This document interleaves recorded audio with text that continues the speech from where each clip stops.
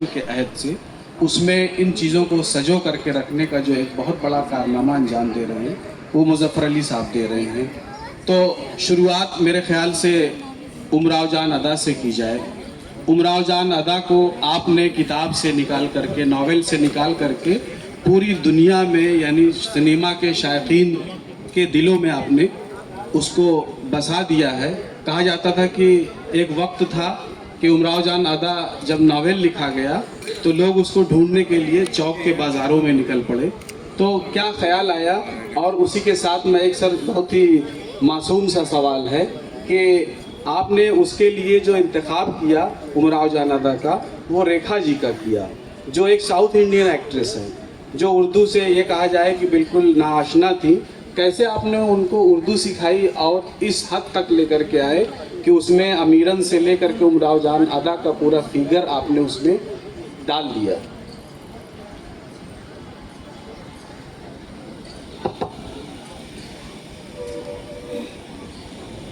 आपने सवाल जवाब दोनों को लपेट लिया है, लेकिन देखता हूँ मैं इसका कोई सिरा नज़र आए तो फिर मैं आपको बताऊँ। देखिए, फ़न में कोई हद नहीं होती, कोई कहाँ का है कोई कहाँ का नहीं है, इससे कोई मतलब नहीं। सवाल ये कि जब एक कलाकार एक शख्सियत को गहराई से और दिल से महसूस करता है, तो वो चाहे कि केरला का हो या तमिलनाडु का हो, वो उसको अवध के बनने में कोई तकल्लुफ़ नहीं होता है, क्योंकि उसको मालूम है कि मैं एक इंसान का किरदार पेश कर रही हूँ, और इंसान के किरदार में वही धड़कन है जो एक कहीं के भी की शख्सियत में हो सकता है। जी। क्या तमिलनाडु का दिल अलग होता है और अवध का दिल अलग होता है? ये तो नहीं है। ज़बान भी सबकी वही है। अब उस ज़बान में एक चाशनी, एक नगमगी, एक लोच लाना, ये उनकी भी उमंग है। अगर उनमें वो ना हो तो हम नहीं ज़बरदस्ती कुछ कर सकते। तो उनकी शख्सियत में एक खोज है, खोज मतलब थी, और उस खोज से उन्होंने जो ज़बान की और ज़बान के साथ जुड़े हुए किरदार की और एहसास की जो सच्चाई थी, वो निचोड़ के उन्होंने अपने फ़न में समोली।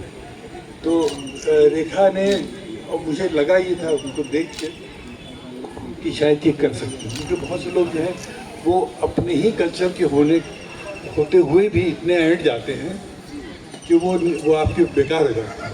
बहुत से लोग थे जो अवध के थे, लखनऊ के थे, उनको भी मैं ले सकता था, लेकिन मुझे लगा था कि उनको एक फीलिंग थी आई नो इट ऑल वाली, जो मुझे लगता है फ़न के लिए बहुत ही एक मुज़िर चीज़ है। अगर आपको ये लगता है कि आप सब कुछ जानते हैं तो आपको कुछ हासिल नहीं होता है। हासिल होने के लिए तो उरूज फ़न को मेरी दहलीज पर उतार दूँ। मैं अपने घर को बुलंदी पे चढ़ के क्या देखूँ? उरूज फ़न मेरी दहलीज पर उतार मुझे। तो जब तक आप दहलीज से अपने फ़न को नहीं देखते हैं, ज़माने को नहीं देखते हैं, तो आप ड्रोन आपको क्या दिखाएगा? तो मतलब ये कि उस शख्सियत को वहाँ पहुँचाना और उसका पहुँचना, ये दोनों हम दोनों का एक तरीके से 1-11 वाला मामला है। सर, इसी से मिलता जुलता और एक सवाल है। जाहिर सी बात है कि कुछ जैसे उमराव जान अदा नावल आप सब ने पढ़ी होगी, तो उमराव जान में मिर्ज़ा हादी रसवा का यही काम रहता था, थोड़ा सा उमराव जान को इंस्टिगेट करते थे वो, तो उनके अंदर जो तख्लीकियत थी वो उभर करके सामने आती थी। तो मैं जाहिर सी बात है मैं भी वही काम कर रहा हूँ कि थोड़ा थोड़ा आपको छेड़ रहा हूँ, और जिससे हमारे जो ये दर्शकगण हैं या सामेईन हैं वो उससे लुत्फ़अंदोज़ हो रहे हैं कि आपका जो क्रिएटिव राइटिंग का जो सफ़र है वो 4 शहरों के दरमियान बटा हुआ है, लखनऊ, कलकत्ता, मुंबई और दिल्ली। तो जाहिर सी बात है कि आपने लखनऊ से आगाज़ किया और उसके बाद कलकत्ता गए, अलीगढ़ भी डालिए। जी हाँ, अलीगढ़ तो आपका तालीमी इदारा रहा और वहाँ से भी आपने तहज़ीब को बहुत कुछ जिला बख्शी। तो कलकत्ता में जाहिर सी बात यह है कि सत्यजीत रे साहब जो कि ऑस्कर अवार्ड विनर रहे और हमारे लिए फ़ख्र की बात है, सिनेमा के इतने बड़े फिगर के ज़ेर साया आपने बहुत कुछ सीखा। तो वहाँ कहाँ की शहर से क्या क्या आप लाए जिसको आपने फिल्मों में सिमोया? कहाँ से क्या क्या लाए, कहाँ के हम, हमारा खमीर क्या है, हमारा खमीर तो लखनऊ है। जी जी। अब जो कुछ भी जहाँ भी कुछ हुआ, इसने भी जो कुछ मुझे दिया, वो ज़ाहिर है इसी लखनऊ के खमीर में एक, जिसे कहना चाहिए, एक इजाफत हुई। तो और दूसरी चीज़, जब मैं अलीगढ़ गया तो अलीगढ़ जो था वो एक मेरा पॉइंट ऑफ रेफरेंस था। अगर मैं अलीगढ़ ना जाता तो शायद मैं लखनऊ को भी ना समझ पाता, क्योंकि लखनऊ को समझना लखनऊ में अक्सर रह के मुश्किल हो जाता है। और पता नहीं क्या, हमारे वालिद की भी एक दूरंदेशी का एक मिजाज था। उन्होंने सोचा कि अगर इस लड़के को हम यूनिवर्सिटी लखनऊ के भेजेंगे या कन्याकुब्ज कॉलेज भेजेंगे या क्रिश्चियन कॉलेज भेजेंगे तो कहीं ना कहीं इसमें दिमाग में रहेगा कि मैं फला का लड़का हूँ। तो ये जो फला का लड़का है, इसको उसके अंदर से ये मिट जाना चाहिए, ये किसी का लड़का है। उसको ये लगना चाहिए कि ये आदमी जो एक टूटी फूटी साइकिल पे शमशाद मार्केट में या अलीगढ़ में घूम रहा है, उसका कोई न जिसका नाम है, कोई न जिसकी शक्ल है कोई, तो वो वाला मामला होना चाहिए कि एक एनोनिमिटी एक पैदा होना ज़रूरी है इससे पहले कि आप कुछ भी कर सकें। तो एनोनिमिटी पैदा होने के लिए मेरे ये अलीगढ़ बहुत बड़ी चीज़ थी, और उसी एनोनिमिटी ने मुझे उर्दू के जो पर्दे थे वो खोले। और दूसरी चीज़ ये, मैं साइंस पढ़ने गया था। साइंस ने भी मुझे एक अजीब सी जो दुनिया की, ज़मीन की, भूगोल की जो मिस्ट्रीज़ हैं वो मेरे सामने खुली। जियोलॉजी में पढ़ता था, केमिस्ट्री में पढ़ता था, तो मुझे एक अजीब सी मुझ में एक हैरत पैदा हुई।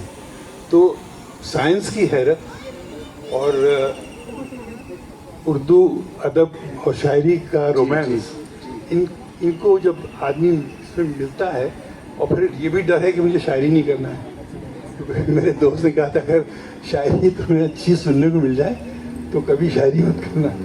तो वो मुझे लगता है ये भी बड़ी भारी नसीहत थी कि अगर मैं शायरी करने लगता तो मैं इस वक्त अपनी शायरी सुनाने लगता और मैं आपके दिल की धड़कन से शायद डिस्कनेक्ट हो जाता।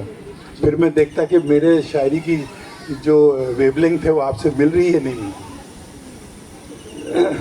तो सर उसके अलावा, हाँ आप तो जी, क्योंकि मेरा इसी के ऊपर मेरी रिसर्च भी है तहज़ीब अवध और सिनेमा के हवाले से, तो मुझे ये लगता है कि अगर मुग़ल आज़म फिल्म 1960 में चौधरी का चाँद 1960 की फिल्म है और 72 में पाकीज़ा आती है और उसके बाद 81-82 में उमराव जान फिल्म आपकी आती है, तो उससे पहले एक ये कहिए कि जो मुस्लिम कल्ट है या पीरियड फिल्मों का एक जो दौर रहा है वो आपके लिए बहुत ही असरअंगेज़ रहा है आपके अपने सफ़र को आगे बढ़ाने में।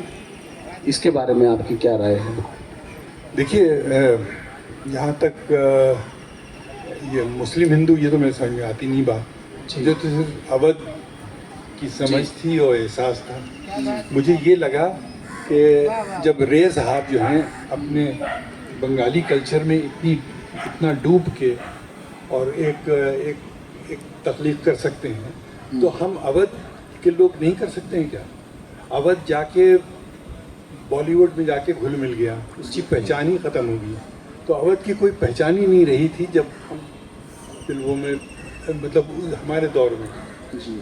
तो हमने एक अवध की पहचान पैदा करने की कोशिश की, और किसी चीज़ की पहचान पैदा करने के लिए वहाँ का दर्द समझना बहुत ज़रूरी होता है। तो सबसे बड़ा दर्द जो मुझे लगा वो था गाँव का दर्द, एक देश के टूटने का दर्द, एक देश के पैदा होने का दर्द, उसके बाद एक गांव में एक शख्स का असहाय महसूस होना, किस तरीके से वो एक्सप्लॉयटेशन का शिकार होकर मजबूरन उसको शहरों में जाना पड़ता है। उसी से जुड़ा हुआ फिर वो दूसरा जो कदम था हमारा उमराव जान का था, वो भी तरीके से देखिए तो एक 100 बरस पुराना गमन था। जी जी।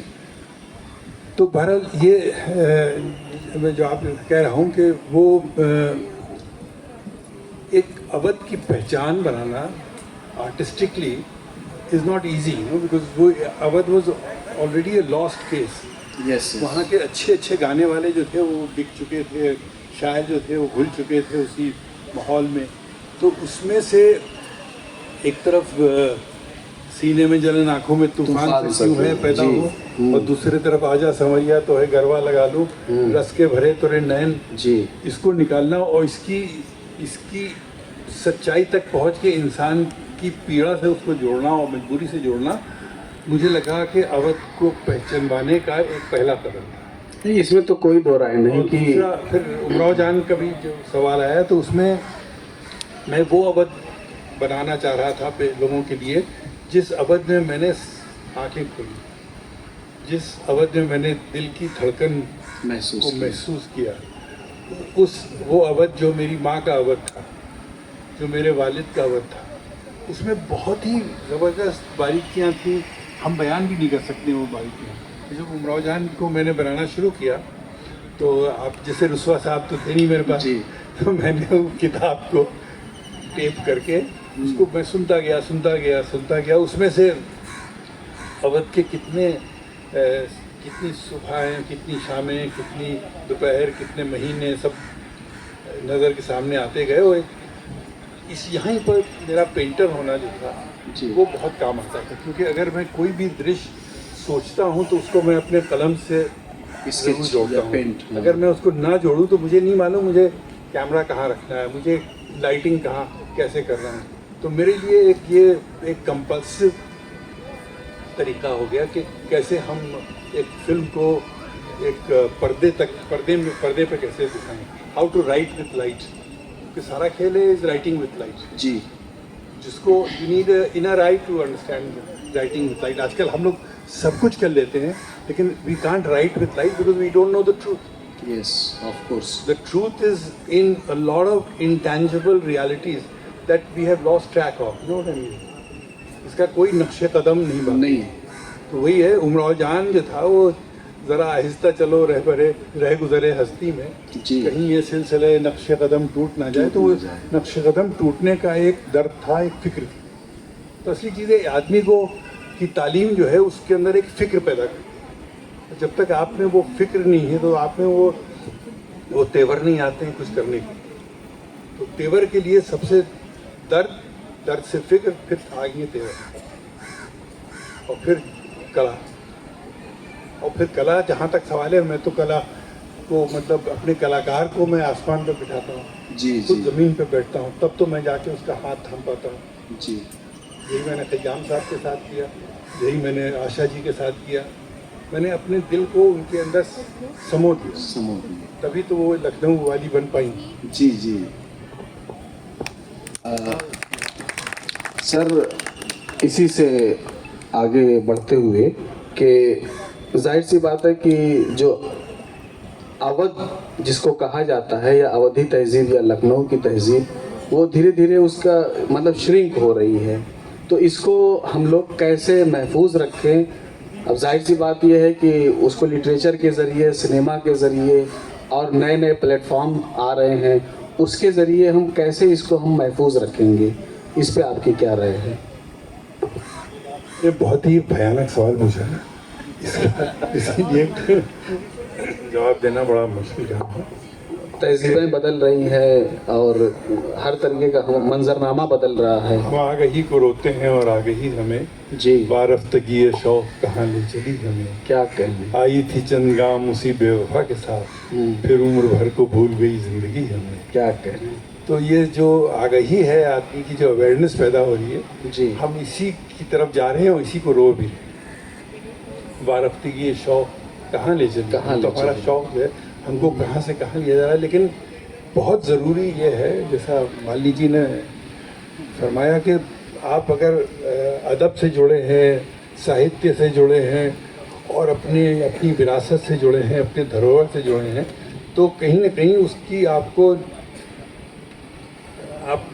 उसकी नब्ज़ आपके पकड़ में है। जी अगर आपने वही छोड़ दिया, अपनी जड़ों से आप उखड़ गए, तो आप कुछ नहीं हो सकते, आप जीन्स पहन के नाचते रहेंगे। लेकिन जीन्स पहन के नाचना जो है वो मुझे लगता है एहसास के दायरे से बाहर है। जी तो हमें बहुत गहराई से सोचना पड़ता है। जो भी साहित्य हम लिखें, जो भी हम फिल्म बनाएं, उसमें कम से कम एक अलग तरह का एहसास जगाएं कि हम क्या थे और क्या हैं। क्योंकि हम जो हैं वो आज के आदमी नहीं है, हम आने वाले कल के हैं। कल के यस अगर हम इसको अपने को आज का समझ लें तो हम बेकार हैं। हम जब तक अपने को आने वाले कल का नहीं बनाएंगे बाशिंदा, हम हमारे लिए ज़िंदा रहना बेकार है। तो उसके लिए बहुत ज़रूरी है कि फ़न को एक अलग अंदाज से देखा जाए, फ़नकार को अलग एहतराम से देखा जाए। तो ये चीज़ें जो हैं ये मुझे लगता है बयान से बाहर हैं, ये एहसास के दायरे में आती हैं। जी रुस्वा साहब आप बताइए। तो वही मैं कह रहा था कि अब जैसे इधर कई फिल्में आई, लखनऊ में तो बहुत शूटिंग होती है, पूरे लखनऊ में हर जगह, लेकिन वही लखनऊ गायब रहता है फिल्मों से। उसके पीछे क्या क्या वो लोग उस लखनऊ को पकड़ नहीं पाते। मालिनी जी बैठे हुई है, जैसे उन्होंने कहा कि लोग कहते हैं कि जो लोक कला है वो विलुप्त हो रही है। विलुप्त नहीं हो, सही बात है, बिल्कुल प्लेटफॉर्म बदल रहे हैं, लेकिन फिल्में चूंकि इतना बड़ा मीडियम होती हैं, और अगर उसमें से जो हमारी सभ्यता है, हमारी तहजीब है, कल्चर है, धीरे धीरे अगर ये विलुप्त होता जाएगा तो हम लोग फिर कहाँ पहुँचेंगे फिर। कला के लिए सबसे बड़ी चीज़ है रिसर्च। रिसर्च जो है वो बहुत ज़रूरी है। रिसर्च एक इंटरनल प्रोसेस है, और आप जब तक दूसरे का हाथ नहीं थामेंगे आप कहीं पहुंच नहीं पाएंगे। हर चीज़ में, हर कला में एक आपको किसी का हाथ थामना पड़ता है, और वो हाथ थामना आपकी ज़रूरत के हिसाब से, आपकी तख्लीकी वुसअत के हिसाब से बहुत ज़रूरी होता है। तो अगर आपको लखनऊ बनाना है तो आप नहीं जानते हैं सब कुछ। आपको वहाँ जाना पड़ेगा जहाँ से आपको उसका मतलब उसके दरवाजे खुलेंगे। और लखनऊ तो अब जो उसकी, अब मैं बता नहीं सकता हूँ क्या ख़त्म हो रहा है, क्या बच रहा है, क्या नहीं हो रहा है। हम तो अपने मुहिम में लगे हैं अपने हिसाब से, और जहाँ भी हम पहुँचे। इसके अलावा सर आपने बहुत सारे जो है वो दूरदर्शन के लिए छोटे छोटे आपने जो है शायरों के ऊपर आपने ड्रामे बनाए हैं, वाहिद अली शाह के ऊपर आपने ड्रामे बनाए हैं, बैलेट आप अक्सर करते रहते हैं। तो इसके पीछे क्या मुहर्रिकात होते हैं जो आपको ये आगे बढ़ने के लिए लेके चलते हैं? देखिए, मेरे लिए पोइट्री बहुत इम्पोर्टेंट है। Poetry is the mother art, it's my driving force. फिर उसकी मौसीकी जो है वो मेरे लिए बहुत बड़ी अहमियत रखती है। फिर उसी मौसीकी को पर्दे पे कैसे या स्टेज पे कैसे दिखाना, फिल्म की बात अलग है, लेकिन स्टेज पे उसको एक सिनेमैटिकली सीमलेसली पेश करना जो है वो एक अलग जिद्दत है। तो इन चीज़ों में मुझे एक अपने वक्त को लगाता हूँ, साथ साथ मैं पेंट करता रहता हूँ। पेंट ना करूँ तो मैं फिर सोच भी नहीं सकता हूँ। जी। और सर कुछ ऐसी नई बात जो आपने अपनी ये ऑटोबायोग्राफी आपकी रखी हुई है, पेंगुइन ने शाये किया है जिक्र के नाम से, आप सबको मैं बता दूं, तो कुछ इसमें जो नई चीज़ें आपने लिखी हो, हमारे सवालात जो अभी मैंने पूछे आपसे उससे हट करके कुछ आप नए पहलू आप बताइए, अदब के, आर्ट के और फ़न के, जो आपने इसमें आश्कार किए हैं। जो भी आपने नहीं पूछा वो इसमें है, समझे? तो किसी को अगर शौक़ है तो मतलब मैं कोई बिसलेरी की बोतल तो नहीं हूँ कि आप पी जाएंगे।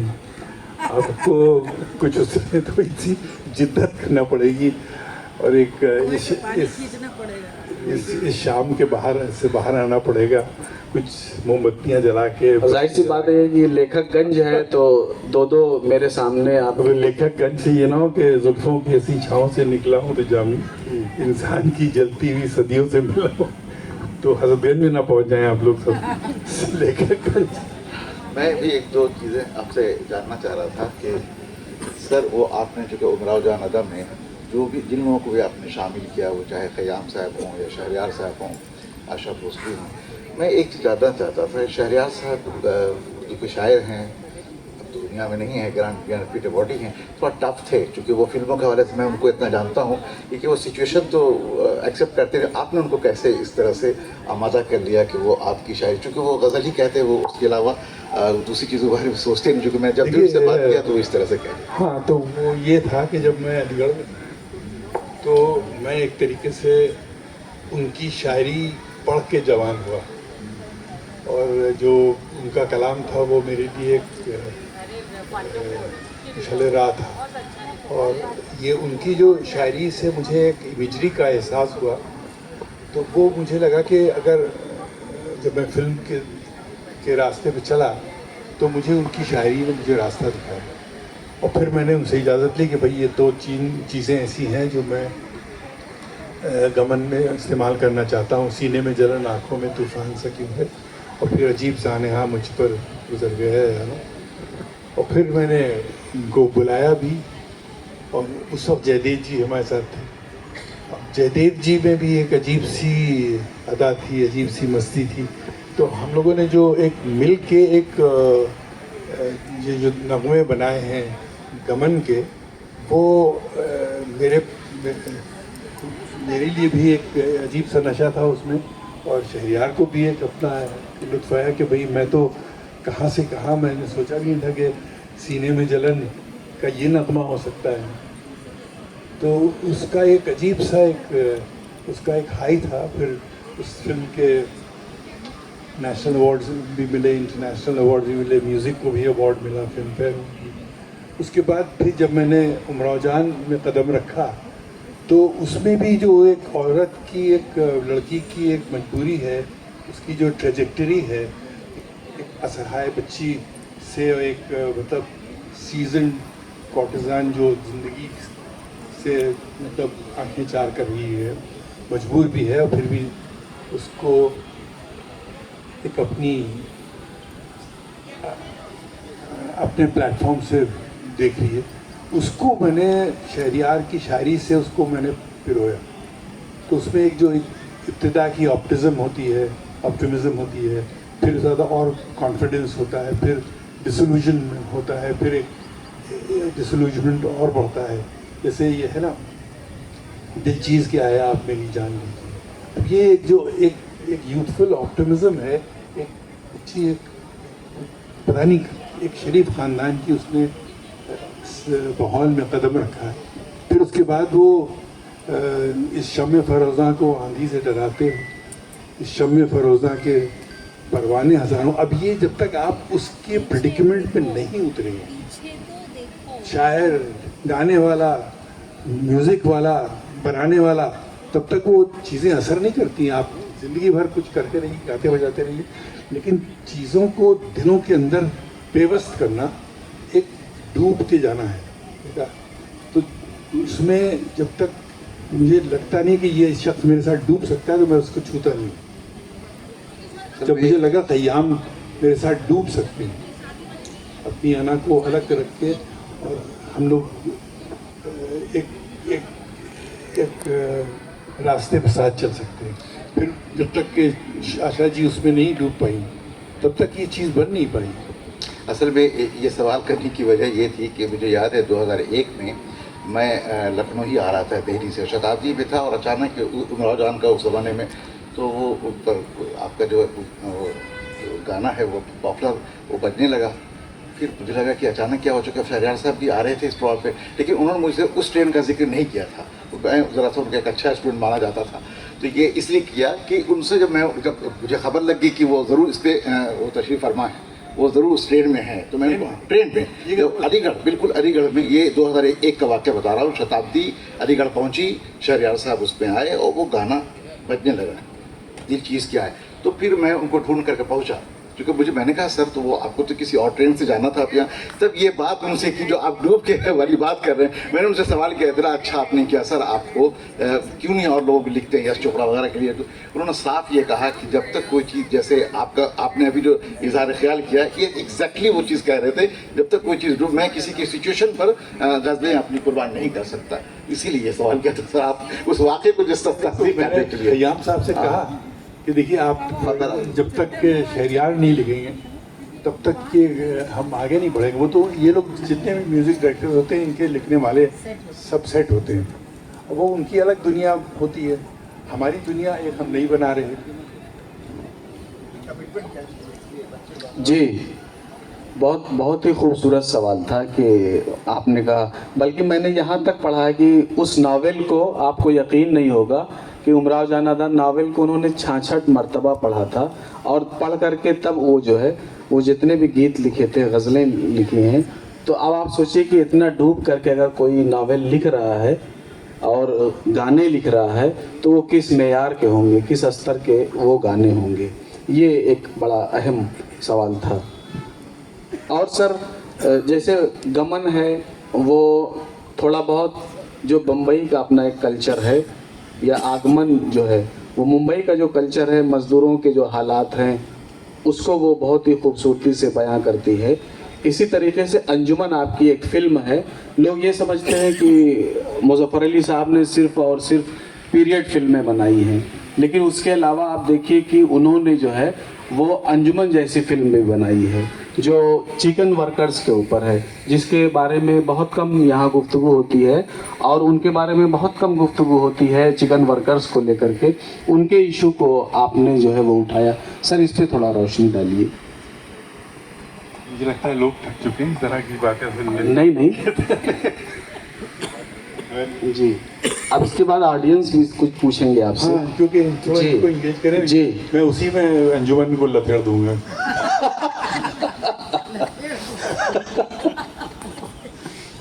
तो मेरे ख्याल से अगर ऑडियंस में किसी का कुछ सवाल हो तो वो अपने सवाल रख सकते हैं यहाँ पे। किसको क्या पूछना?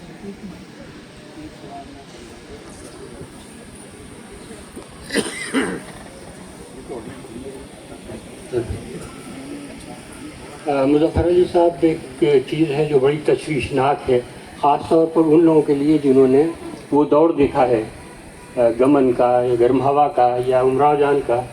तो आहिस्ता आहिस्ता जो अब फिल्में बन रही हैं और जिस तरह का कल्चर उसमें पेश किया जा रहा है, मसलन वासिफुर जो एक फिल्म आई है या सीरियल बन रहे हैं, उसमें जिस तरह की ज़बान इस्तेमाल की जा रही है, जो तहज़ीब पेश की जा रही है, आहिस्ता आहिस्ता उसको परवान चढ़ाया जा रहा है और नए लोग उसके आदी होते जा रहे हैं। तो ऐसा नहीं है कि अगर उमराव जान जैसी फिल्म आज बनेगी तो वो हिट नहीं होगी। आज भी लोग देखते हैं, पुरानी फिल्में मुग़ल आज़म भी आ जाती लोग। तो क्या बात है जो उस तरह का मिजाज रखने वाले डायरेक्टर आहिस्ता आहिस्ता खामोश हो गए, इस तरह के लोग आ गए हैं जो अब इस तरह की चीज़ें परोस रहे हैं। क्या वो दौर लौटेगा नहीं कि वो डायरेक्टर्स आएँ और उसी तरह की फिल्में बनाएं और पसंद की जाएँ? देखिए, ये आपका सवाल जो है ये बहुत मतलब तिकड़वी सवाल है, इसका कोई देखिए आज जो फिल्में बन रही, हो सकता है रही साहब को बड़ा मज़ा आता है क्योंकि वो उसका यकीन था कि गाली जो है वो हमारे कल्चर का बहुत बड़ा हिस्सा है, और जिस तरीके से गालियाँ इस्तेमाल करी जा रही हैं फिल्मों में, मतलब OTT पे, तो शायद राही साहब को ये अगर मौका मिलता कि किसी OTT में वो कुछ लिखें तो इतनी उम्दा शायद गालियाँ लिखते, इतने मज़े की गालियाँ लिखते कि गालियों की भी शान बढ़ जाती।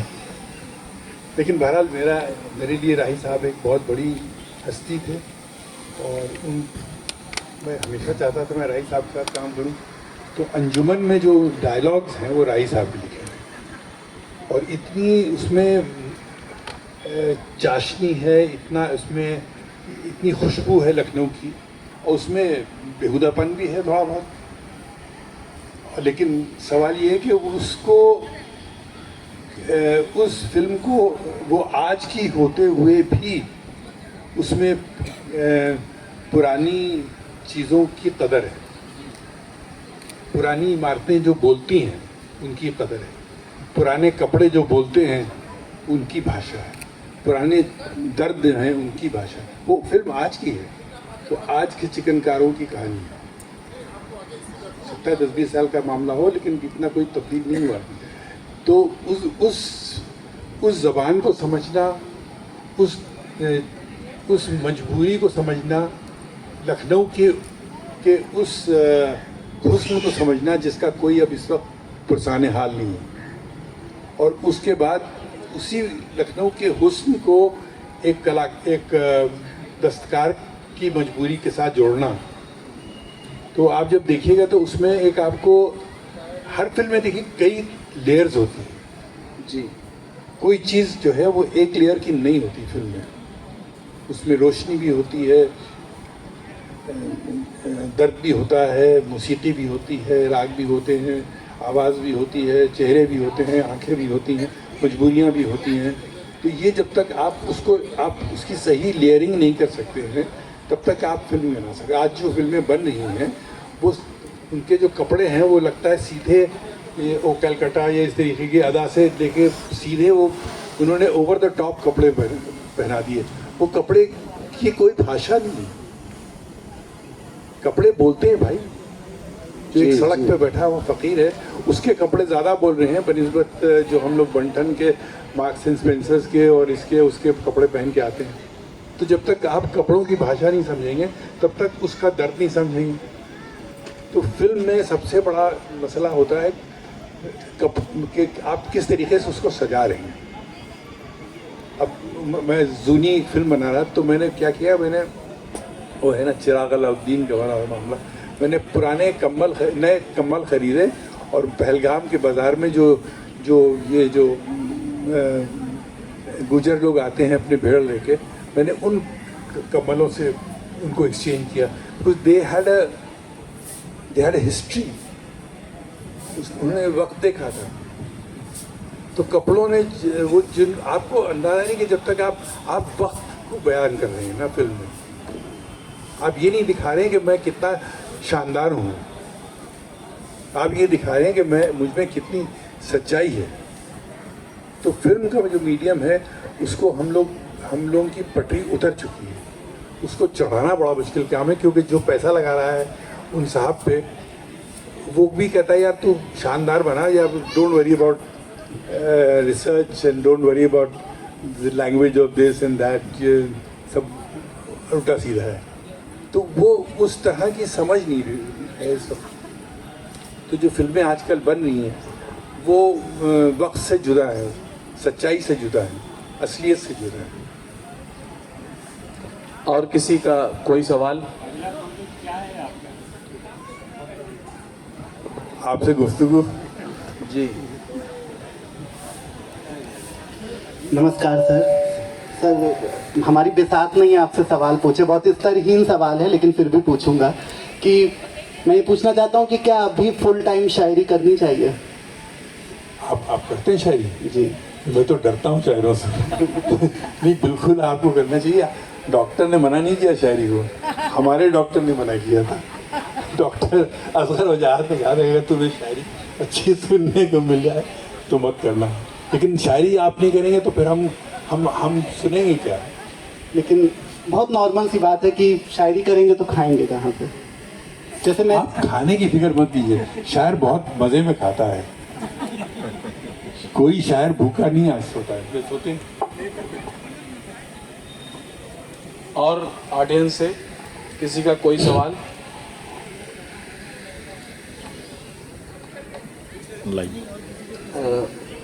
मेरे ख्याल से सर थोड़ा सा आप अपनी पेंटिंग्स, क्योंकि मुज़फ़्फ़र अली साहब एक बहुत अच्छे मैंने बताया आपको फैशन डिज़ाइनिंग में भी एक बहुत बड़ा नाम है। लखनऊ की चिकनकारी पे उन्होंने बहुत वर्क किया है और चिकन को फैशन के स्टेज तक पहुंचाना और उसको इंटरनेशनल फैशन फेस्टिवल में पहुंचाने का एक बहुत बड़ा फरीज़ा आपने अंजाम दिया है, क्योंकि उससे बहुत सारे लाखों चिकन वर्कर्स आपसे जाहिर सी बात है जुड़े हुए हैं इस बड़े काम से। तो उसके अलावा आप अपनी थोड़ा सा सर अभी जो फरसनामा पेंटिंग जो ये कॉफ़ी टेबल बुक रखी हुई है उसके मुताल्लिक थोड़ा सा आप अपनी पेंटिंग के बारे में, अभी जैसा मालती जी ने बताया कि देखिए पेंटिंग जो है वो एक मेरी ग़िज़ा है। अगर मैं पेंटिंग ना करूं तो मैं रंगों को समझ नहीं सकता हूं, रंगों को नहीं समझ सकता हूं तो मैं गुफ्तगू नहीं कर सकता हूं। तो रंग और जो उसका जो फॉर्म है वो मेरे लिए एक मुसलसल इंस्पिरेशन रहा है। तो ये जो मैंने अभी फ़रसनामा नुमाइश की थी दिल्ली में, अब उसको मैं इस मंच से कैसे दिखाऊं? ये तो मुझे किताबों का भी बेपनाह शौक़ है, किताबों के डिज़ाइनिंग का भी शौक़ है, मतलब मैं तो हर शौक़ में डूबा हुआ हूँ। तो ये आप लोग देख सकते हैं। ये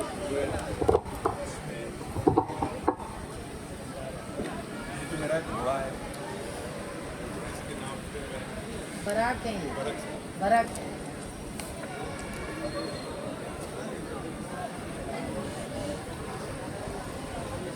माइक साथ में लगा दीजिए। बोल रहे माइक जी लगा माइक ले लें। दीजिए। पीछे से माइक लगा दीजिए, मैं लगा। वो जो बोल रहे हैं पीछे माइक लगा दीजिए। ये आपको मिलेगी अभी। ये मैं फिल्म बना रहा था रूमी पे, तो उसके तमाम सब मनाजिर हैं जिनको मैंने स्केच किया। तो मेरे लिए स्केचिंग जो है वो इज़ अ स्टेपिंग स्टोन।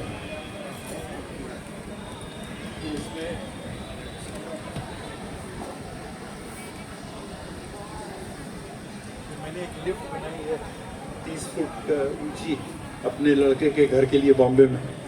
वो भी उसमें मतलब इस तरीके की वो कोई जाती हो तो धीरे धीरे करके वो पेंटिंग पूरी होती।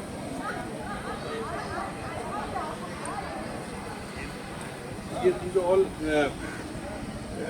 dialogue with my horse, no?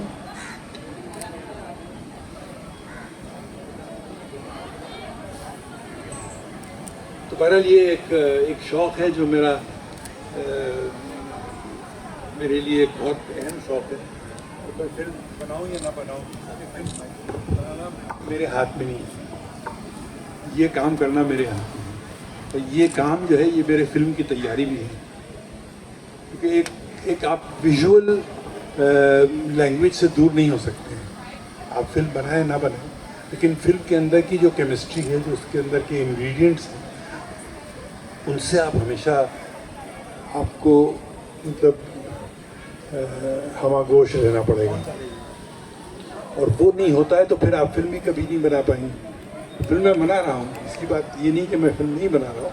और जब अब मैं इस चीज़ें पहुँच गया हूँ, जब तक फिल्म एकदम बनने को शुरू ना हो जाए उसका जिक्र भी करना बेकार है। वरना लोग पूछते रहते हैं, अरे वो क्या हुई, वो क्या हुई, वो क्या हुई। ये वो क्या हुई वाला मामला जो है बड़ी मेरे लिए एक तकलीफ़ का बायस बन गया। तो कश्मीर में मैं फिल्म बना रहा था जूनी नाम से, अब उसको मैं ख़त्म करने की कोशिश कर रहा हूँ, बट एक नए तरीके से। It's like a dialogue between my son and my father, me and my son. तो देखते हैं उसकी क्या शक्ल बनती है। मेरा लड़का भी फिल्मों में है, शाद अली, उसने बंटी बबली साथिया वगैरह बनाई थी। तो बहरहाल आई थिंक ये film making is a very very important journey, and I think हम जैसे लोगों को फिल्म बनाना तर्क नहीं करना चाहिए जी। क्योंकि अगर हमने कह दिया हम फिल्म नहीं बनाएंगे तो इसका मतलब ये है कि हमने समाज को एक बहुत बड़े टैलेंट अपने मतलब बलबले से महरूम किया है। तो क्या बनाऊंगा, कब बनाऊंगा, आई कांट से। लेकिन मैं फिल्म जो है वो मेरे दिमाग में हर वक्त घूमती रहती है, उसकी तैयारी चलती रहती है। और दूसरी चीज़ ये कि मेरे साथ सबसे बड़ी चीज़ क्या है कि मैं ढूंढा करता हूँ लोग, आवाज़ें, चेहरे, ज़िंदगी के मतलब मोमेंट्स जिनको मैं कहीं ना कहीं इस्तेमाल करूँगा, कभी न कभी इस्तेमाल करूँगा। मेरे लिए हर कलाकार जो है वो एक बहुत बड़ा फनकार है। अगर मैं किसी कलाकार से ना जुड़ूं और दूसरे के अंदर मैं कला ना ढूंढूं तो मैं बेकार हूँ। मेरा काम ही जो है वो देने का है, और दे के ही मिलता है मुझे लगता है। और ये सबको सोचना चाहिए कि अगर उनको फ़न की तरफ जाना है, दयार फ़न में जहाँ मंजिलें भी फ़ानी हो, तमाम उम्र भटकने का हौसला रखिए। तो तमाम ये भी आप में हौसला होना चाहिए। और दूसरी तरफ ये जो दूसरे के हाथ की गर्मी है वो बहुत बड़ी चीज़ है। दूसरे की आँख की जो चमक जो आपके अंदर जाती है, जिससे आप प्रेरणा लेते हैं, वो बहुत इम्पोर्टेंट चीज़ है। दूसरे का स्वर, दूसरे की दूसरा बहुत कुछ होता है, हम तो सिर्फ उसका आईना है। वाह। As a painter, as a film maker, I am a reflection of of my audience. I'm a reflection of my inspiration. वो चाहे उमराव जान हो या गमन हो या अंजुमन हो या कोई भी हो, जिसमें जब तक के हमने एक जीता जागता किरदार नहीं देखा, उसके ख्वाब नहीं देखे, उसके ख्वाबों को समझा नहीं, तो मैं बेकार हूँ। जी जी जी कौन सी फिल्म है जिसे देखने के बाद आप कुछ आएगी ये हर आदमी की अपनी फिल्म होती है और हर आदमी की एक दूसरी फिल्म होती है जो देखता रहता है। हम रोज़ देखते हैं फिल्में, कोई ऐसा शख्स नहीं आज जो रोज़ फिल्म ना देखता हो, और ज़ाहिर है छांट के देखता है, ये नहीं कि उसको वही देखता है जो उसके समझ में आता है। हम जो देखते हैं फिल्में वो देखते हैं डिज़ाइन के पॉइंट ऑफ व्यू से, हम देखते हैं स्टोरी ऑन द फेस। जब तक कि हमें किरदार के चेहरे पे कोई कहानी नहीं मिलती हम नहीं देखते हैं, क्योंकि चेहरे में बहुत ताकत होती कहानी कहने की। और जो वेस्ट में जो बहुत से आर्टिस्ट हैं वो इस कदर उन्होंने अपनी कहानी को महफूज करके रखा है। हिंदुस्तान में लोगों ने अपनी कहानी बिखेर दी, बहा दी, कहानियाँ नहीं बची हैं लोगों के चेहरे पर। वो लोग लेजेंड्स नहीं बन पाएंगे क्योंकि they've lost, they over spent their beauty. अब देखिए कितने ज़बरदस्त किरदार हैं। अब हमें किसी का नाम लेना ठीक नहीं है, लेकिन I can give you a number of names who could have been legends. They would have gone in history if they had got the right emotion and the right milieu to reflect. मर्द तो हिंदुस्तान के मुझे लगता है थोड़ा सा they become too hard, उनमें वो सॉफ्टनेस नहीं रहती है कि वो कुछ और बन सकें अलावा हीरो के। लेकिन औरतों में बहुत पोटेंशियल आखिर वक्त तक कायम रहता है। आखिर वक्त का मतलब till they can, जी मुजफ्फर साहब नमस्कार।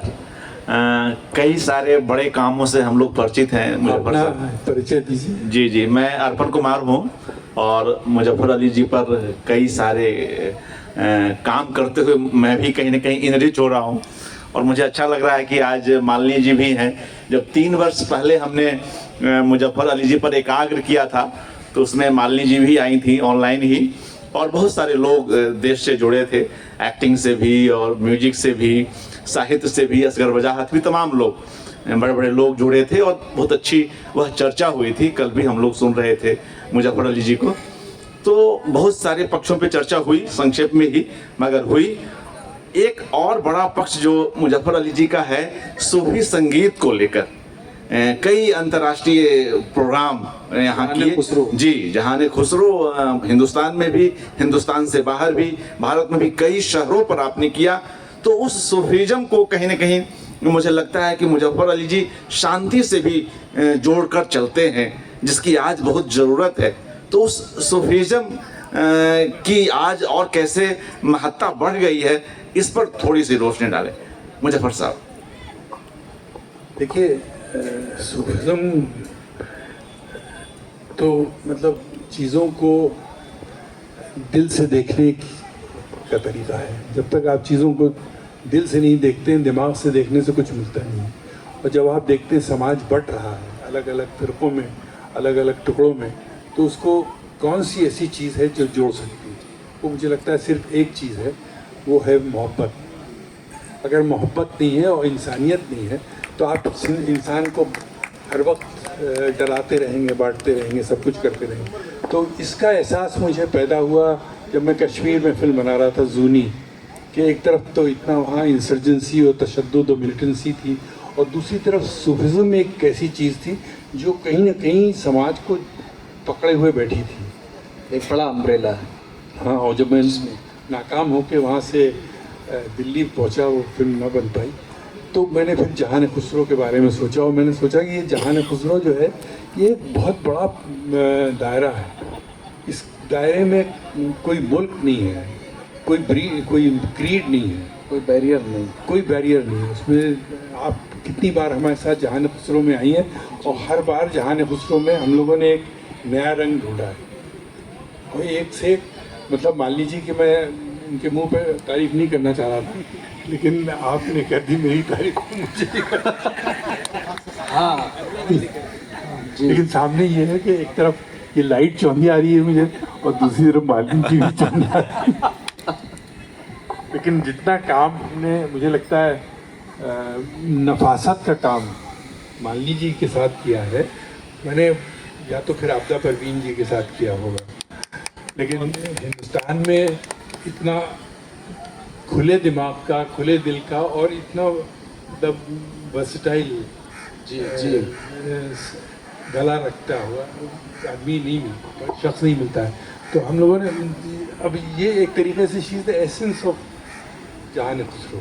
यस और मैंने उसमें क्या है, मैंने दुनिया भर से मैं लोग आया, मैंने क्योंकि मैं फिल्म का आदमी हूँ, मैं स्टेज को अलग तरीके से देखता हूँ, डिज़ाइन को।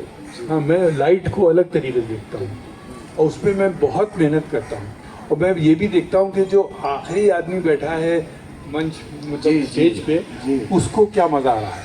मुझे लगता है जब तक कि आखिरी आदमी को मज़ा नहीं आएगा, सामने का आदमी तो बेकार होता है। जी जी सामने का आदमी ये चाहता है कि मुझे लोग देखें, लेकिन जो आखिर का जो आदमी होता है उसको जो लुत्फ पाता है, उस लुत्फ को मैं लेके चलता था। वो किसी के समझ नहीं आता कि ये क्या कर रहा है। And I used to spend a lot of time and money on the last row. और बहुत से लोग वहाँ वो समझ गए थे, वो जाके वहीं बैठ जाते थे। तो ये चीज़ है कि जब आप एक स्टेज क्राफ्ट में गए और स्टेज क्राफ्ट से आप एक रूहानी रास्ते निकालें, तो उसमें बहुत ज़रूरी होता है कि जो कलाकार है कि वो किसके लिए गा रहा है। दो ही चीज जगह होती है, एक तो या तो खानकाही हो या दरगाही हो। उसमें you are singing for a divine deity. तो जब तक वो डिविनिटी नहीं आएगी, आप ऑडियंस के लिए गाएंगे तो उसमें वो उरूज नहीं आएगा, आपके पहुंच नहीं आएगी। तो पूरा ऑडियंस जो है अंधेरे में बिठाइए। ऑडियंस को नज़र भी नहीं आना चाहिए कि अब ये क्या करते हैं लोग, ऑडियंस को लाके रखते हैं और फिर उसको शूट करते हैं ड्रोन से कि देखिए इतने लोग गए थे। उसमें आप you are losing the purpose. तो अब वो ऑडियंस जो है अंधेरे में बैठता है और कहीं ना कहीं कलाकार को एक सिर्फ वो छोटे छोटे दिल दिखाई देते हैं। कौन है क्या नहीं है वो नहीं। आपको इसका एहसास हुआ होगा, मान लीजिए अरब की सराय में हुमायूं टॉम में जब आप करते थे, अब तो वो अब जगह नहीं बची, लेकिन हम लोग फिर कर रहे हैं जहान खुसरो। हाँ जी लेकिन मैं एक वाकया बताना चाहूँगी, मतलब ब्रिलियंस, मतलब I can go on and on about Muzaffar Ali साहब and Meera ji together. They are दोनों मतलब इतने कॉम्प्लीमेंट करते एक दूसरे को।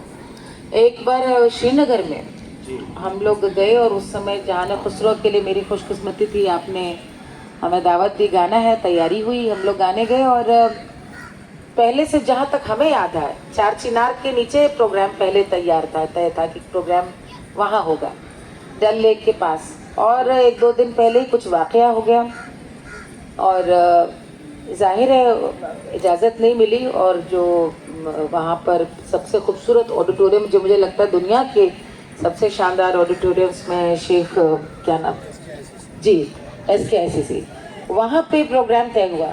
एक दिन का वक्त था और हमें मालूम था कि उनका क्या विजन है, वो किस तरह से पेश करते हैं, किस तरह से एक, जैसे आप खुद ही बयां कर रहे हैं कि वो ऑडियंस भी ट्रांस में जाती है क्योंकि ऐसा माहौल बन जाता है। कहाँ किसी ने आउटडोर सोचा हो, इतना सामान भर के आया और बात एक छोटे ऑडिटोरियम, उन्हें ऑडिटोरियम बंधना पसंद ही नहीं क्योंकि वो कैद हो जाते हैं वहाँ, वो कर ही नहीं सकते। लेकिन रातों रात मेरे सामने 10 दर्जी आए, बाजार से काला साटन का कपड़ा आया, मीरा जी और आप लोग लगे। शाम को हम जब मंच पे पहुँचे तो मेरे सामने वहाँ बिल्कुल जैसे काला संगमरमर बिछा हुआ हो और उस पर दिए रखे हुए थे, उस पर चढ़ करके कलाकार बैठ करके इबादत करते हुए गा रहा हो। पूरी नक्शा बदल दिया था, कोई कह नहीं सकता था ये स्टेज है, ये ऑडिटोरियम है। आपने तो ये एक चाहते तो कह देते भाई लास्ट मिनट चेंज हुआ है, लेकिन ये उसके लिए करते ही नहीं ना प्रोग्राम ही उनके लिए खुद एक रियाज है, उस माहौल में खुद उस माहौल को जीने का है। वो जिएंगे, इनका कलाकार जिएगा तब ऑडियंस। और आपने जो चीज़ें गाई हैं फारसी में और उर्दू में मिला के वो भी मतलब नया काबिल रश्क है। जी, आपके संग लंदन आपने में और या अपना दिल्ली तो हर बार, लखनऊ कितनी बार, मेरी बड़ी बड़ी बड़ी जयपुर, और मेरी बड़ी एक हसरत है, मैंने बोल रखा है आपसे कि हम रूमी के वहाँ पर जाकर के गाए, तुर्की में जाकर, जब आपकी दिसंबर में जब भी आपकी उनकी बेटी कराती हैं जश्न, जब आपकी 17 दिसंबर को। हाँ, मुझे सब याद है, आप जब कहिएगा तो चल देंगे। बर्फ में आप गाएंगी कोनिया बर्फ होगी जी। लेकिन वहाँ का ऑडिटोरियम बहुत ही उम्दा है, वहाँ आप गाएं और पूरे सब वो दरवेश डांस करें तो बड़ा मजा आएगा। कमाल है। हाँ। और किसी का? डॉक्टर प्रार्थना सिंह बैठी हुई है, आपका कोई सवाल? दीजिए, पीछे पीछे। सबसे पहले तो मैं विवेक शुक्ला कोलकाता से हूं और पेशे से पत्रकार हूं। आज इस मंच से, लेखकगंज के इस मंच से हमारे दोनों जो विभूति हैं मुजफ्फर अली साहब और जिनके कंठ में माँ सरस्वती का वास है मालिनी अवस्थी जी, आप दोनों को मैं प्रणाम करता हूं।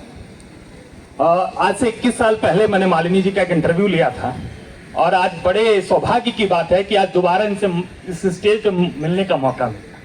मैं आया था कोलकाता से, मैं कल शाम को ही आया हूँ और स्पेशली बुक फेयर के लिए आया था। यहाँ पे हमारी कुछ बुक्स लगी हुई थी और मुझे याद है कि मालिनी जी उस समय अनीस सर जिलाधिकारी थे गोरखपुर के, और मैंने इनसे समय मांगा, इन्होंने संग संग समय दिया। और मजे की बात है, ये मेरा सौभाग्य है कि इन्होंने अपने हाथ से बना के मुझे चाय पिलाई। तो ये और सबसे बड़ी बात है, ये एक आज कलाकार हैं और सबसे बड़ी चीज है कि उत्तर प्रदेश ही नहीं पूरे देश में लोक संस्कृति को, लोकगीतों को जिस तरह से इन्होंने संजोया है, जिस तरह से लाने का प्रयास किया है, और निश्चित रूप से कहीं ना कहीं लखनऊ को और उत्तर प्रदेश को अपना स्थान देता है। और हमारे साथ मुजफ्फर साहब बैठे हैं। आप तो मैंने कहना नहीं चाहिए कि एक समय तक लखनऊ को ये नहीं कहूंगा मैं, लेकिन लोग अगर उमराव जान का नाम आता था तो लखनऊ का नाम आता अभी भी है और अभी भी है। तो ये सौभाग्य है आप दोनों का हम लोगों के बीच में। लेकिन एक चीज मुझे बहुत अच्छी लगी, मैं अभी लगातार आपको सुन रहा था, आपने जिस तरह लोगों के बीच में आप ये तो जितनी सारी चीजें हम लोगों ने देखी हैं, मालिनी जी बहुत करीब से आपको जानती है, लेकिन मुझे जितना आज सामने से जानने का मौका मिला, लोगों के मन में आप जान फूंक देते हैं। आपने जिस तरह से कहा कि आंखों में डालने से ऊर्जा आ जाती है, आदमी की साहस जो बढ़ जाती है, वो निश्चित रूप से काबिल तारीफ है। आप इन सब के बाद भी एक मोटिवेशनल स्पीकर हैं, एक जो है आदमी लोगों के बीच में जान भर देने वाले लोग हैं। निश्चित रूप से मैं इस खाली बस आपकी एक चंद खुद लिखता हूँ, बहुत लिखता हूँ, लेकिन इतना प्रभावित हुआ जिसका कोई मतलब मैं रोक नहीं सका, मैं बोलना नहीं चाहता था, लेकिन खुद को नहीं रोक सका, इसलिए कि आज ये मौका मुझे फिर मिलेगा कि नहीं मिलेगा, तो आज मुझे बोल लेना चाहिए और ये मेरा सौभाग्य है। बहुत बहुत धन्यवाद आप दोनों। पीछे डॉक्टर प्रार्थना सिंह है और डॉक्टर मसीउद्दीन साहब हैं, कुछ सवाल करना चाहते हैं। नमस्कार सर। जी नमस्कार। सर, मैं आपकी बहुत बड़ी प्रशंसक हूँ। आपका खास तौर से वर्सटाइल जो आपका व्यक्तित्व है उसका। सर आपने बताया जैसे साद अली के बारे में, तो और आप बता रहे जो आजकल के जो लोग बनाते हैं, तो आपको कुछ उनके में और जैसे उनको ऐसे कॉन्फ्लिक्ट्स आते हैं कि नहीं ऐसे नहीं, उनको ऐसे करना चाहिए? नहीं, मतलब ऐसा लगता नहीं है कि आप एक्सप्लेन कर दीजिए सर। बहुत खा नहीं। नहीं, जैसे दोनों ही फिल्में सब जैसे साथिया और बंटी और बबली, दोनों ही फिल्में जैसे एकदम से ना ताला हवा में झोंका टाइप में लगती हैं, मतलब बहुत अच्छा लगता है दोनों को देख के। तो लेकिन जैसे आपको अब मैं कितना क्या क्रिटिसाइज करूँ, मैं अपना ही काम करता रहूँ, यही बहुत। मैं लखनऊ आता हूँ तो मुझे लखनऊ में बहुत सी चीज़ें बुरी लगती है, मैं चाहता हूँ ये ना हो, ट्रैफिक कम हो, ये आवाज़ें कम हो। अब कितना आदमी क्रिटिसाइज करे, अपने ही काम में लगा रहे, यही बहुत है ना। वक्त आदमी को कम होता है ना, क्रिटिसाइज करने से कोई फायदा नहीं होता। क्रिएटिव माइंड जो है वो एक उनका डायरेक्शन अलग होता है, उनका क्रिटिकल डायरेक्शन नहीं होता है। क्रिटिकल वो लेके अपने डायरेक्शन बना लेते हैं। जी मसीहुद्दीन साहब, डॉक्टर मसीहुद्दीन साहब। सर ये जो हमारा सवाल है ये थोड़ा मुश्किल और बहुत टफ क्वेश्चन है। वो इस मायने में कि जहाँ इतनी बातें हो रही है कि फिल्में बन रही है, सीरियल बन रहे हैं, बहुत सारी बातें हो रही हैं, और इवन ये प्रोग्राम जो कौमी कौंसिल फ़रोग़ उर्दू की तरफ से हो रहा है, डॉक्टर अशरफ इकबाल साहब, डॉक्टर मुंतज़िर क़ायमी साहब, सब मुबारकबाद के मुस्तहिक़ है। लेकिन मैं ये कहना चाहता हूँ कि जैसे उर्दू ज़बान की जो स्क्रिप्ट है, जो लिपि है, उसका जो रस्म ख़त है, तो उसको बचाने के लिए जो है क्या किया जाए बहैसियत डायरेक्टर के या बहैसियत फिल्म इंडस्ट्री के, क्योंकि रस्मुल ख़त का मामला बिल्कुल हटता जा रहा है। ज़ाहिर है उर्दू सभी समझ रहे हैं, बोल भी रहे हैं, लेकिन जो लिखने का मामला है वो हो नहीं पा रहा है। तो उसके लिए क्या इक़दाम हो सकता है, आपका क्या ख्याल है इस सिलसिले में स्क्रिप्ट के लिए? सर देखिए स्क्रिप्ट, देखिए दो चीज़ें हिंदुस्तान से गायब हो रही हैं, और दो हसीन चीज़ें, एक तो घोड़े और दूसरा उर्दू की लिखा क्योंकि दोनों अजीब सा हुस्न है, अजीब सी रवानी है सर, दोनों लेकिन आपने सर प्रॉपर कैलियोग्राफी भी तो सीखी है जो नहीं मैंने कुछ सीखा है।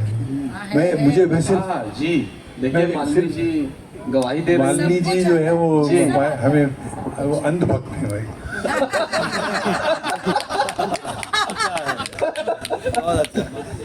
तो नहीं अरबिक कैलियोग्राफी, देखिए कैलीग्राफी तो एक बहुत बड़ी चीज़ है। इसमें मैंने लिखा भी अपनी किताब में, कैलीग्राफी के भी इसमें काफ़ी हिस्से हैं। कैलीग्राफी को लेके मैंने काफ़ी कुछ काम भी किया है। The beauty of writing is the tongue of the hand and the elegance of thought. अब इस पर गौर कीजिए। The beauty of writing is the tongue of the hand and the elegance of thought. ये हज़रत अली का लिखा कौन है। तो बहरहाल राइटिंग में आप जितना उतरेंगे उतना आपको एक अलग नशा मिलेगा। हम तो नहीं इतना कर पाते हैं, लेकिन हम डिज़ाइन करते हैं, हम उस डिज़ाइन के हिसाब से हम कैलीग्राफी करने की कोशिश करते हैं या कराते हैं। कैलीग्राफी में बहुत ज़रूरी है कि उसमें भी कोई बनावट नहीं आना चाहिए और उसूल भी कायम रहना चाहिए। उसका जो ज़ेर बम जो है, जो उसकी मोटा और पतला, और उसमें लगना नहीं चाहिए कि वो उसमें कोई कोशिश की जा रही है, और उसको एक पेंटली फॉर्म में देखना पड़ता है। तो उस पर तो देखिए मैं कुछ ज़्यादा नहीं कुछ कर सकता हूँ, मैं सिर्फ अपने ही काम में उसका इस्तेमाल कर सकता हूँ। उसका कोई मैं मुहिम नहीं बना सकता हूँ, उसका कोई आपको मैं नुस्खा भी नहीं दे सकता हूँ। लेकिन इतना ज़रूर है कि एक बहुत बड़ी चीज़ है, और इसके बारे में सोचना चाहिए। और मैं घोड़ों के बारे में भी कहता हूँ, घोड़े जो हैं वो भी एक बड़े मतलब डिवाइन क्रीचर्स हैं। उनके हुस्न से आदमी को प्रेरणा मिलती है, वो आपके लिए दुआ करते हैं। तो सारा खेल जो है वो बुनियादी तौर पे क्या है, एक आपकी अदा है, और अदा के साथ एक दुआ चलती है। अगर दुआ के कोई काम नहीं होता। हम जब किसी के साथ काम करते हैं तो हम सिर्फ उसको दुआ देते हैं। हम ये दुआ करते हैं कि अल्लाह इनकी आवाज़ में इतनी ताकत इस वक्त दे दे कि ये वो आसमान तक चली जाए। तो वही दुआ जो है कलाकार के साथ जब जुड़ती है, जब चाहे वो लिखने वाला हो या पढ़ने वाला हो, या वो बहुत ज़रूरी होती है। मतलब as a film maker, as a director, उसको सामने लेके चलना। एक वक्त हो गया है जी, बहुत बहुत शुक्रिया। हाँ एक बात लास्ट रहेगा। 3-4 साल पहले पता चला कि गुरुद्वारा रियासत आपकी लखीमपुर में, और मैं बेसिकली वहीं से हूँ। तो 10 साल दिल्ली से वापस लौट के आया लखीमपुर, तो पता चला आप सफाकर मिल गए। मैं अमर उजाला में हूँ। अच्छा, तो बस आपका ये जानना चाह रहा था कि वो कोटवारा से शुरू क्या सफ़र जो 3-4 लाइनों में तो बहुत लंबा सा मामला है। दौड़ा देंगे लोग सर, वो सीधे गुरुद्वारे पहुँचा। नहीं सर, वो भी बता दीजिए जो आप 26-27 तारीख को आप कर रहे हैं लखीमपुर महोत्सव। जहाँ पर छोटी काशी और फिर मेंढक मंदिर, तराई कथा के कुटवारा जो है एक बहुत ही इंटरेस्टिंग जगह है। एक तरफ उसका एक आध्यात्मिक वो है और फिर एक प्राकृतिक वो है, उसके बीच में जगह है जिसे कुटवारा कहते हैं। सर वहाँ से यहाँ तक की जो सफ़र है सर वो बेसिकली वो आप पढ़ लीजिए और फिर उसके बाद उसको आप सवाल पूछिएगा, मैं आपको दूंगा जवाब। और आप तशरीफ लाइए कुटवारा 26 को, नहीं तो 26 को आ जाइए घर। अली साहब से गुजारिश है कि कुछ पोइट्री सुनने को मिल सकती है। सर यार बीच में झिड़की तो थी मैंने इधर उधर, शायद कहाँ से छेड़ू फसाना कहाँ तमाम करूं। महरूम रह गए, फिर से अगर हो जाए कुछ सूफियाना सर एक दो शेर पढ़ दीजिए उनके तसल्ली के लिए। जो हैं आशना सिर्रे असरार के, वो हैं जो वो हैं यार सब यार अगयार के, यहाँ की नहीं जानते रस्मुरा, मियाँ हम तो बाशिंदे हैं पार के। कहाँ से कहाँ लेके पहुँचा ये दिल, मलाइक जहाँ से रहे हार के। बहुत बहुत शुक्रिया सर, बहुत ही खूबसूरत और दिलकश शाम आज हम लोगों ने लेखकगंज के तहत कौमी काउंसिल बराए फ़रोग़ ज़बान उर्दू के तहत गुजारी। हम उसके डायरेक्टर जनाब डॉक्टर शम्स इकबाल साहब के बेहद शुक्रगुजार हैं और मालिनी जी मौजूद हैं, मुज़फ़्फ़र अली साहब। इससे खूबसूरत शाम और क्या हो सकती है, लखनऊ की शाम जिसे कहा जाता है। बहुत बहुत शुक्रिया।